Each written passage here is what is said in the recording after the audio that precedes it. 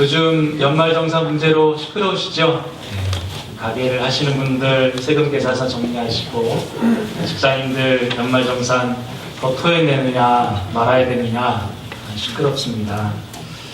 원래 정부가 부자들에게 좀 더 거두어서 가난한 자에게 나누어주겠다고 약속했는데, 뚜껑을 열어보니까 가난한 자 걸 뺏어서 부자들을 채워주는 것 같습니다.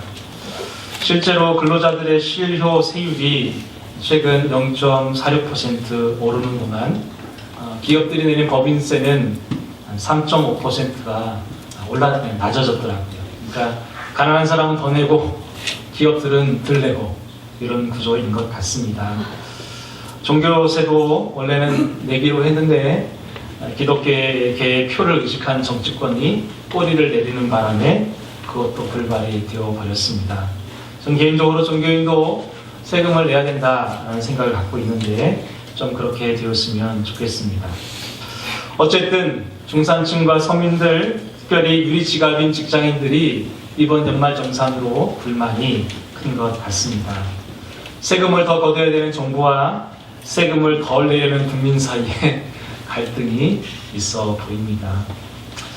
사랑하는 성도 여러분, 그런 측면에서 이 땅을 살아가는 현대인들을 지배하는 힘이 무엇일까를 생각해 봅니다. 여러분을 지배하는 것이 무엇입니까? 예수님이 지배하십니까? 돈이 지배합니까? 이 땅은 하나님이 통치하는 것 같은데 사실은 들여다보면 돈이 통치하는 것 같습니다. 도대체 우리는 얼마나 더 많은 돈을 소유하여야만 행복해질 수 있을까 생각을 하게 됩니다. 여러분, 돈이라는 것은 매개를 하는 순간 초월적인 존재가 되고 종교의 차원에 이르는 것을 보게 됩니다. 거의 돈은 지금 신이 되어져 버렸습니다. 돈을 집착하는 순간 돈은 수단이 아니라 목적이 되어져 버리고 우리의 존재를 지배하는 지배수단이 되어져 버립니다. 여러분, 돈은 자기 지배력이 있어서요, 돈을 가지기 시작하면 돈은 자기 증식을 하고 거기에서 힘이 생기게 됩니다. 그래서 그런지 예수님께서 복음서를 기록하시면서 복음을 가르치시면서 그 비유의 절반이 돈에 관련된 비유입니다. 여러분, 예수님의 비유를 잘 들어보면 절반이 물질과 재물과 돈에 관한 이야기들로 가득 차 있습니다. 지금이나 옛날이나 돈 문제가 심각했던 것은 똑같은 것 같습니다. 그리고 오늘 본문이 바로 그 예수님의 돈에 관한 비유의 결정판입니다. 바로 최근에 청부론과 청빈론의 첨예한 대립을 이루었던 본문인 바로 부자 청년에 관한 이야기입니다. 그런데 안타깝게도 오늘 본문은 부자에 관한 이야기가 아니라 영생에 관한 이야기가 강조점입니다. 돈 문제가 아니라 영생이 강조점이라는 것입니다. 오늘 본문의 이야기를 읽어가면서 그리 지난주 어린아이와 같지 않으면 하나님 나라에 들어갈 수 없다는 말씀과 오늘 부자가 천국에 못 들어간다는 이야기가 문맥적으로 이렇게 연결되어져 있음을 기억하면서 바로 오늘 우리가 하나님 나라에 이르는 몇 가지 단계들을 오늘 본문에 등장하는 사람들의 대화 속에서 살펴보기를 원합니다. 먼저 첫 번째 단계는 선택의 단계인데요, 바로 예수님과 부자 청년의 대화 안에 그 선택의 영성을 배울 수 있습니다. 17절 말씀을 같이 읽어보도록 하겠습니다. 시작. 예수께서 길에서 나가실새 한 사람이 달려와 꿇어 앉아 묻자오되 선한 선생님이여 내가 무엇을 하여야 영생을 얻으리까? 부자 청년이 예수님께 던진 질문은 어떻게 하면 영생을 얻을 수 있느냐라고 묻습니다. 이 사람은 성경에 표현된 대로 부자입니다. 그리고 유대인의 반원으로서 도덕적으로 고결하고 순결한 삶을 살았던 사람입니다. 그 사람은 지금 되게 긴급하고도 진지한 태도로 예수님께 영생에 관해서 묻고 있습니다. 그의 태도는 지금 예수님께 무릎을 꿇고 있습니다. 그리고 아주 공손하게 선생님, 무엇을 하여야 영생을 얻을 수 있습니까? 내게 그 도를 알려주십시오. 진지하게 묻고 있습니다. 그런데 이 말 속에는 한 가지 중요한 잘못된 인식이 있습니다. 바로 어떤 행위가 우리의 영생을 가늠하느냐에 대한 이야기를 갖고 있습니다. 즉, 이 부자에게는 어떤 행위를 통해서 하나님 나라를 쟁취하는 것으로 이해했다라고 할 수가 있습니다. 우리가 지난주 배웠듯이 하나님 나라는 쟁취하는 것이 아니라 수용하는 것인데 오늘 부자는 무엇인가를 대가를 지불해서 그 가운데 얻어내려고 하는 모습을 보이고 있습니다. 이에 대해서 예수님께서는 두 가지 지적을 하고 있습니다. 첫 번째는 그의 고백 안에 선과 영성의 문제를 다루고 있습니다. 18절 말씀을 같이 읽어보도록 하겠습니다. 시작. 땅을 선하다 하니까 하나님 한 분 외에는 선한 이가 없느니라. 여러분 이 말씀을 자세히 읽어보면 그럼 예수님이 선하지 않느냐? 그런 말이 아닙니다. 지금 이 부자에게서는 선을 행해야만 구원을 얻은 것이 아니냐라는 잘못된 인식이 있었다는 거예요. 그래서 예수님께서는 그 선의 인식을 바로 잡으려고 하는 것이죠.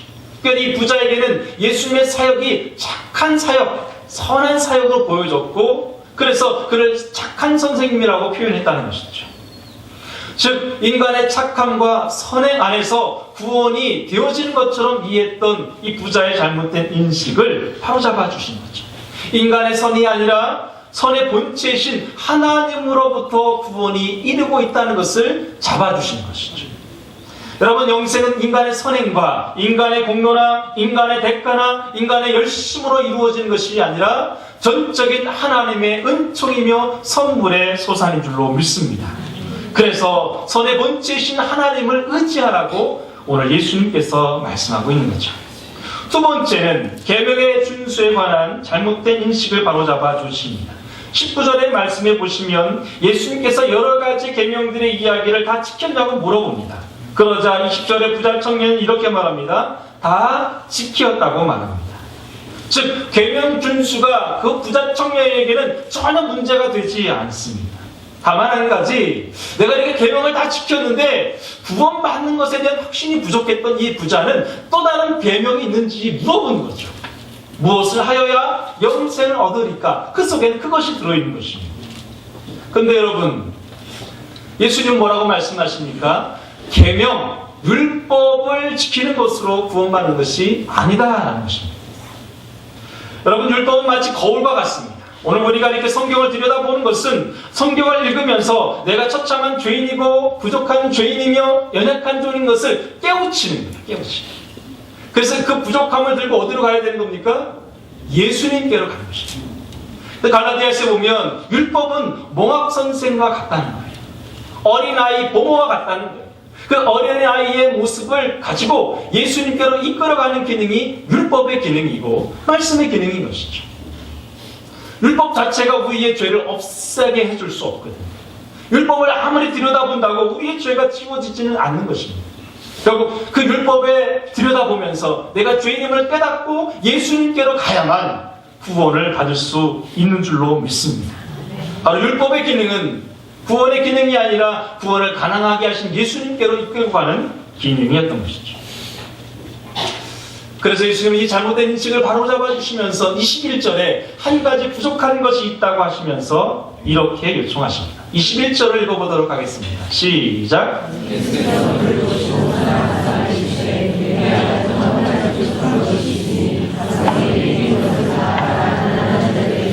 그리하면 하늘에서 보아가 내게 있느니라. 그리고 와서 나를 따르라. 아멘. 여기 밑줄을 그으셔야 되는데요. 예수님이 그를 보시고 사랑하사입니다. 여러분 사랑에다가 동그라미를 하셔야 돼요. 두 번째는 어디에 밑줄을 그으셔야 되면 한 가지 부족한 것이 있다. 한 가지에다 밑줄을 그으시고요. 이 한 가지라는 말은 관용어적인 요구인데 결정적이고 심각한 결함을 뜻하는 단어입니다. 세 가지를 요청하십니다. 첫 번째는 재산을 다 팔아. 거기다 밑줄 긋고 동그라미 1을 하시고. 두 번째, 가난한 자들에게 주라. 밑줄 긋고 동그라미 2를 하시고. 세 번째, 그리고 와서 나를 따르라. 밑줄 긋고 동그라미 3 하시면 되겠습니다. 즉 예수님께서 한 가지 부족함이라고 얘기하고 나서 이 부자에게 요구하신 것은 재산을 파는 것과 가난한 자에게 나눠주는 것과 예수를 따르는 것 세 가지를 요구하십니다. 그런데 여러분 이 요구 안에는 두 가지 아주 큰 뜻이 있습니다. 먼저 재물을 팔으라는 말은 10계명의 전반부 계명인 하나님에 관한 계명입니다. 이 부자에겐 지금 물질이 우상이었거든요. 내게 있는 우상을 제거하라 그런 뜻인 거고 물질을 버리고 하나님을 택해라 이런 뜻인 거고 즉 이 부자에게 예수님 복음을 전하시는 거예요. 너를 짓누르고 있는 그 부로부터 빠져나와라, 탈출해라, 그런 뜻인 거죠. 두 번째, 가난한 자에게 나누어 주라는 것은 십계명의 후반부인 이웃을 내 몸처럼 사랑하는 것을 실천하는 것입니다. 정말 너가 계명을 지켰다면 이 두 가지, 물질을 파는 것과 가난한 자에게 나눠주는 율법의 온 강령인 하나님을 사랑하는 것과 이웃을 사랑하는 것을 증명해 보이라는 것이죠. 그리고 새 출발을 하라는 것이죠. 바로 나를 따르라는 것이죠. 과거의 삶을 청산하고 이제는 새로워진 너로 나를 따르라고 요구하신 것입니다. 천국을 가로막고 있던 장애물을 치우고 자기 애와 자기 의와 자기 자랑을 버리고 하나님을 신뢰하는 사람이 되라, 그런 뜻이죠. 이 요구의 근거는 무엇입니까? 그를 사랑하셨기 때문입니다. 예수님은 지금도 부자들을 사랑하시고 부자들이 구원받기를 원하세요. 가난한 사람이나 부한 사람이나 많이 배운 사람이나 적게 배운 사람이나 차별 없이 모두가 구원받기를 원하세요. 아멘? 아멘. 그런데 오늘 22절에 이 부자 청년은 어떻게 반응합니까? 22절을 읽어보도록 하겠습니다. 시작. 재물이 많은 거로 이 말씀으로 인하여 슬픈 기색을 띠고 근심하여. 여러분, 마가는 그 사람이 예수님을 떠나버린 이유를 뭐라고 말합니까? 재물이 많은 이유로. 그의 표현은 어떻습니까? 슬픈 기색을 하고 떠났다는 것입니다. 왜요? 재물을 놓기가 어려운 것이죠. 큰 기대를 가지고 왔던 이 청년은 큰 실망을 안고 돌아갑니다. 한 가지 부족함에 대한 예수님의 말씀 앞에 그의 기대는 완전히 깨어졌습니다. 그는 생애 가장 빠른 걸음으로 예수님께 달려왔지만 그 생애 가장 느린 걸음으로 예수님을 떠나버렸습니다. 예수님을 만났지만 청산된 것 하나도 없습니다. 예수님을 만났지만 새로워진 것이 아무것도 없습니다. 자기의 재산 하나도 잃지 않았지만 예수님을 잃어버리고 말았습니다. 그가 가장 멸망했던 영생의 소원을 이루고 왔지만 그가 가지고 있었던 재물이 그의 영생에 1%도 도움이 되지 않았습니다. 그는 예수님을 버리고 자신의 재물이 있는 곳으로 돌아가 버렸습니다. 사랑하는 성도 여러분, 오늘 이 이야기가 오늘 우리에게 어떻게 들려오십니까? 그런 말이 있죠. 사람 나고 돈 났지, 돈 나고 사람 나냐. 돈은 수단이지 목적이 아니다, 그런 말을 하는 것이죠. 여러분, 우리가 이 경제주의, 이 자본주의 시대 안에서 돈 없이 살아갈 수는 없습니다. 그렇다면 어떻게 우리가 이 부자 청년의 아픔에서 벗어날 수 있을까? 저는 두 가지를 제안하고 싶습니다. 첫 번째로, 돈을 벌이려 한다면, 돈을 쓰려 한다면 스토리가 있어야 된다라는 뜻을 갖고 있습니다. 이야기가 있어야 돼요. 내가 돈을 버는 이유가 뭐냐? 나는 돈을 어떻게 쓸 것이다. 이렇게 이야기가 있어야 돼요. 우리의 모든 경제 활동 안에 내가 돈을 버는 목적과 돈을 쓰는 이유가 분명해야 돼요. 그것을 바로 스토리가 있어야 된다라는 생각을 합니다. 스토리 없이 그저 돈만 벌면 그 돈은 욕망이 되고 우상이 되는 것입니다. 여러분이 그렇게 돈이 많아지면 우리 주변에 누구만 남는 줄 아세요? 부자 부모를 둔 그 자녀들, 여러분, 빨리 죽기를 바라는 자녀들만 남니다. 아마 경험해 보신 분 아니에요. 젊은 세대는 몰라요. 여러분, 부모가 돈이 많잖아요. 그럼 그 주변에 누구만 남냐면 부모가 빨리 돌아가시기를 바라는 자녀들만 남니다. 경험해 보실 거예요. 뭐 부자가 될 생각이 없으니까 자유하시던가. 두 번째요, 돈에 대한 개념을 바꾸셔야 돼요. 무엇입니까? 돈은 축적과 소유의 개념이 아니고요, 순환과 증여의 개념으로 빨리 바꾸셔야 돼요. 내가 돈을 버는 것은 순환하기 위해서 버는 것이다. 순환의 개념으로 이해하시지 않으면 안 됩니다. 여러분, 돈은 사람이 절대로 묶어둘 수 없어요. 돈 자체에 운동성이 있거든요. 그래서 이걸 놓지 않으면 우리가 돈에 끌려다니는 거예요. 그래서 자꾸 돈을 이렇게 노화하셔야 돼요. 흘러보내셔야 돼요. 자꾸 순환해야 우리가 돈의 지배를 받지 않아요. 위에 있었던 돈을 내려서 발 아래로 두셔야 돼요. 능동적으로 순환할 수 있어야만 우리는 그 돈의 지배를 받지 않을 수가 있습니다.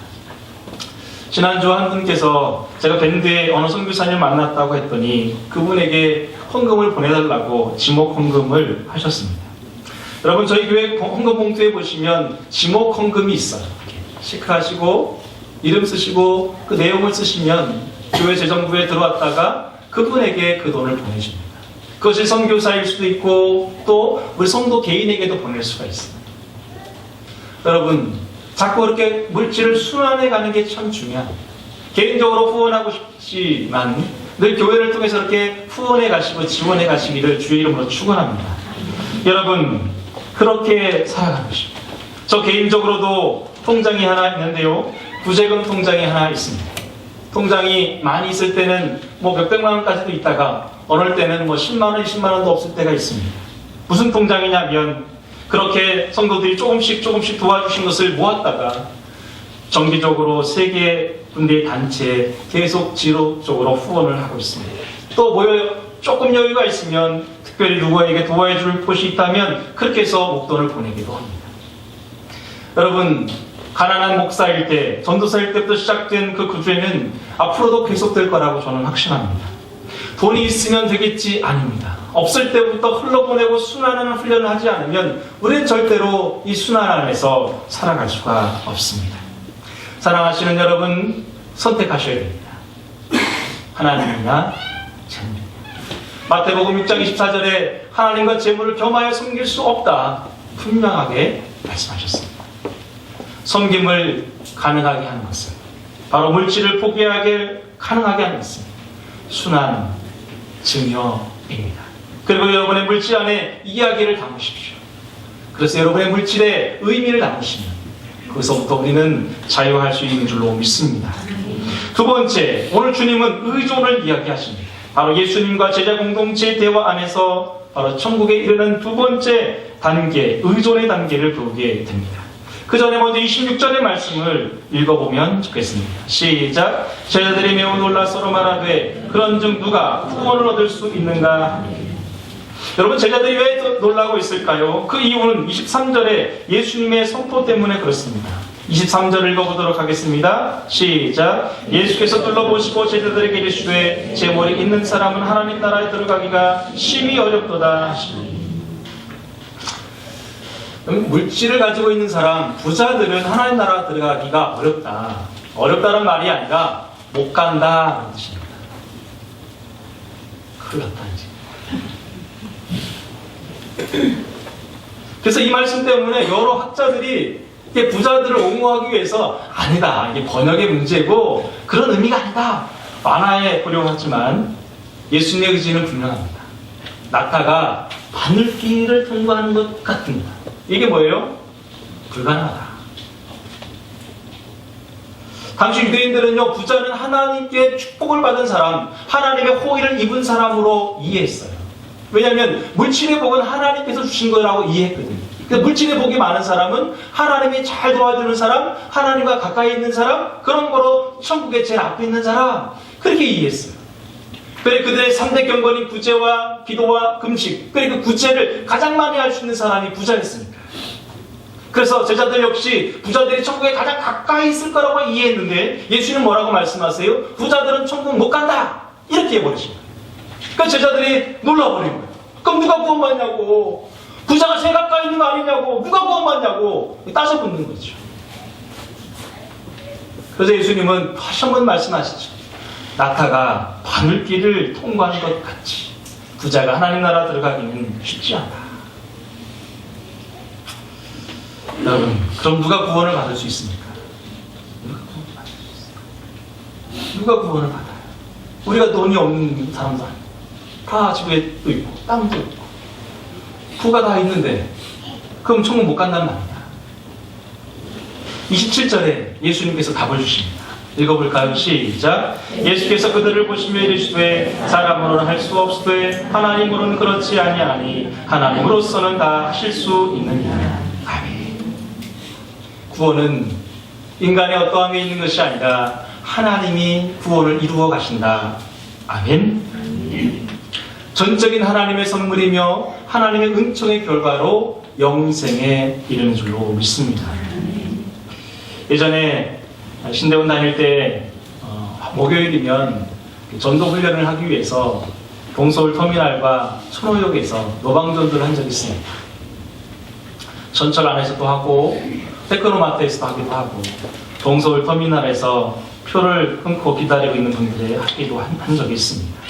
한 번은 한 아저씨를 만났어요. 한 60대 후반쯤 되신 아저씨인데, 아저씨 혹시 교회 다니세요? 옛날에 다녔지. 교회 다시 다니셔야죠. 그래야지 뭐. 예수 믿고 구원 받으셔야죠. 그래야지. 듣기 싫다는 거죠. 아저씨, 구원은 선물이에요. 꼭 받으시고 구원 받으세요. 그랬어요. 그랬더니 이렇게 쑥 지나가시면 저 들으라고, 하여튼 예수 믿는 것들 공짜 좋아한다고. 공짜 좋아한다. 에이, 공짜 좋아하는 것들. 에이. 그러면서 확 지나가시더라고요. 근데 제가 그 어르신을 두고 공짜를 싫어하는 분들에게 구원이 선물이라고 얘기를 했는데 공짜를 싫어하는 분이 계시잖아요.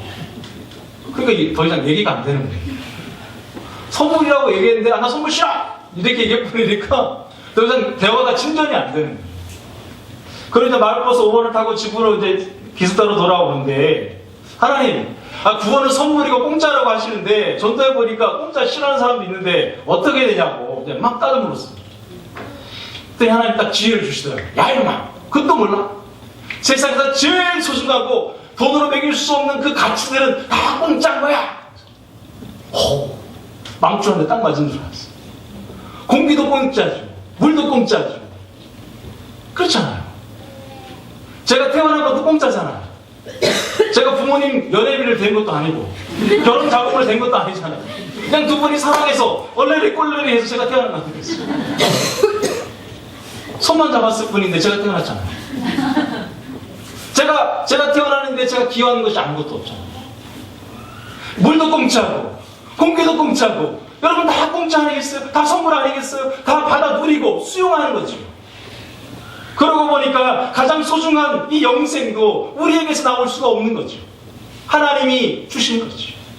사람으로는 할 수 없을 때 하나님으로는 하실 수 있는 게 영생이며 하나님 나라인 줄로 믿습니다. 그래서 여러분, 구원은 선물이 맞습니다.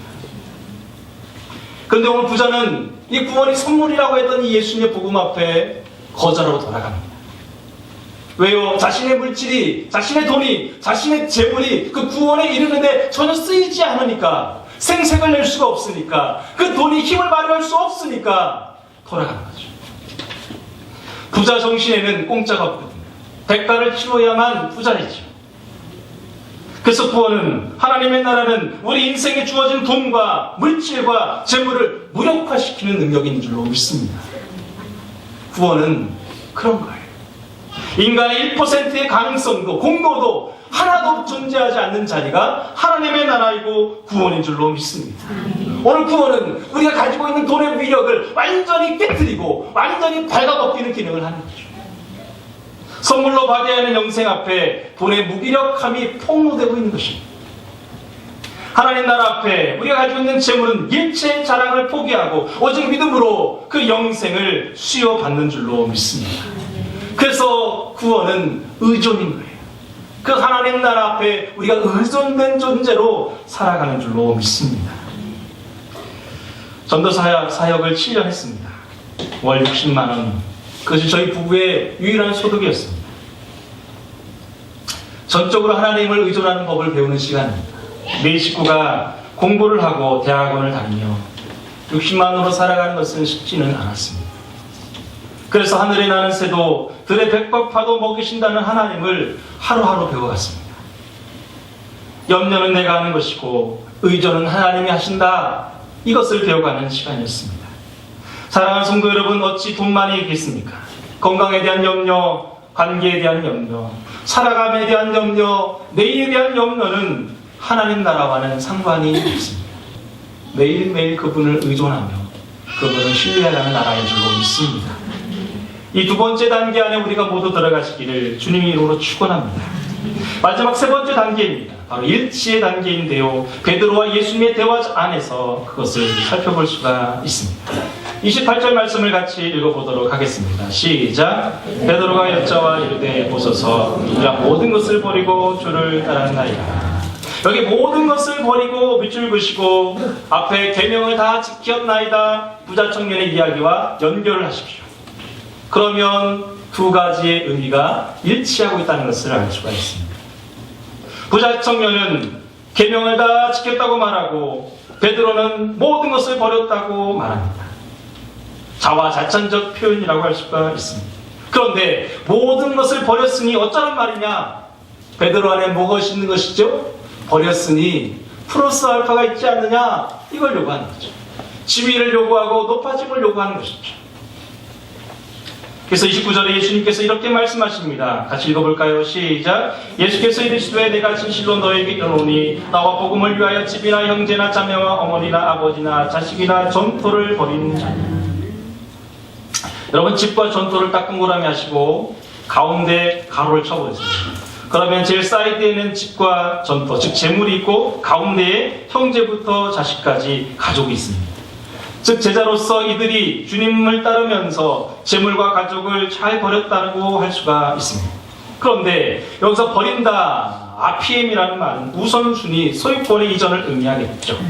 자, 제자인 베드로가 다 버렸다고 말합니다. 그러면 어떤 보상이 제자에게 주어질까? 예수님이 30절에 이렇게 말씀하십니다. 30절 말씀 읽어볼까요? 시작. 현재 있어 집과 형제와 자매와 어머니와 자식과 전토를 100배나 받되 박해를 겸하여 받고 내세의 영생을 받지 못할 자가 없느니라. 자, 먼저 두 시대로 나누어지는데요. 첫 번째는 이 세상에서 보상을 받는데 100배를 받습니다. 100배 동그라미 하시고요. 자, 이 100배 안에 무엇이 들어있냐면 집과 형제와 자매와 어머니와 자식, 전투가 포함되어 있습니다. 자, 그렇다면 이 현세에서 받는 이 100배가 물리적인 것입니까? 영적인 것입니까? 여러분, 100명의 엄마를 원하십니까? 100명의 자식을 원하십니까? 콩가루 집안 아니겠어요? 엄마가 100명이 된다면 무엇을 의미하는 거예요? 영적인 가족을 말하는 거예요. 우리 교회 안에 서로 형제님, 자매님 하잖아요. 그 가족을 말하는 거예요. 여기서 말하는 전토나 집이 무엇입니까? 내 집이 넓어지는 걸 말하는 거예요. 하나님 나라가 넓어지는 걸 말하는 거죠. 여러분, 똑바로 생각하십시오. 아, 나는 예수 믿고 잘 따랐으니 또 다른 보상이 있겠지. 꿈 깨세요. 그걸 요구하시고 그걸 원하신다면 자, 절에 한번 가보세요. 기독교 복음에는 그런 게 없어요. 예수 믿어 부자 되겠다 이런 생각으로 믿으시려면 아예 포기하십시오. 정말이에요. 그건 복음이 아니에요. 그 다음 이 땅에서 주어지는 보상이 무엇입니까? 박해를 겸하여 받고. 주님을 따르는 자에게 보상은 무엇입니까? 고난인 거예요. 아멘. 이 땅에서 우리가 받는 보상이 무엇입니까? 고난이에요. 고난이 없는 보상은 가짜인 거예요. 이제 여러분은 어떻게 하실 겁니까? 내가 다 버리고 예수를 따랐는데 난 집도 잘 되고 내 자식도 잘 되고 사업도 잘 되기를 바라는 마음이 있다면 아예 포기하십시오. 그건 복음이 아니에요. 그리고 오늘 세상에 주어지는 보상이 무엇입니까? 바로 영생입니다. 그런데 예수님께서 31절에 제자 베드로에게 한마디 더 첨언하십니다. 31절 말씀 읽어볼까요? 시작. 그러나 먼저 된 자로서 나중된 자로서 먼저 될 자가 나니. 여러분, 예수님 베드로의 마음을 정확히 읽으셨어요. 내가 먼저 됐으니까 난 먼저 될 거야, 높은 데 갈 거야, 그런 생각을 가진 베드로에게 먼저 된 사람은 꼬레비가 되고 꼬레비 된 사람이 머리가 된다. 이게 뭐예요? 먼저 된 자나 나중에 믿은 자나 똑같다는 거예요. 일치를 이루라는 거예요. 서로 싸우고 경쟁하고 서로 우월하고 서로 자기 분깃을 주장하지 말고 서로 일치를 이루라, 그 말입니다. 예수를 30년 믿은 사람이나 이제 막 1년 믿은 사람이나 예수님 보기에는 똑같다는 거예요. 아멘. 하나님 나라를 내가 크다, 내가 적다, 내가 저분보다 좀 낫지, 내 제 권사님보다 좀 낫지, 나는 좀 더 좋은 사람이야, 이런 마음을 갖고 있다면 아직 하나님 나라를 모르는 거예요. 내가 저 사람보다 조금 더 낫지 싶은 사람이 있다면 회개하셔야 돼요. 그 사람은 아직 하나님 나라를 경험 못한 거예요. 하나님 나라는 높은 사람만 모이는 것이 아니라 어린 아이들만 모여 있거든요. 아멘? 어린 아이들만 있어요. 그래서 일치일 뿐만 우월의식도 기대의식도 없습니다. 다만 하나님 한 분을 의지하고 서로를 일치해 가는 것입니다.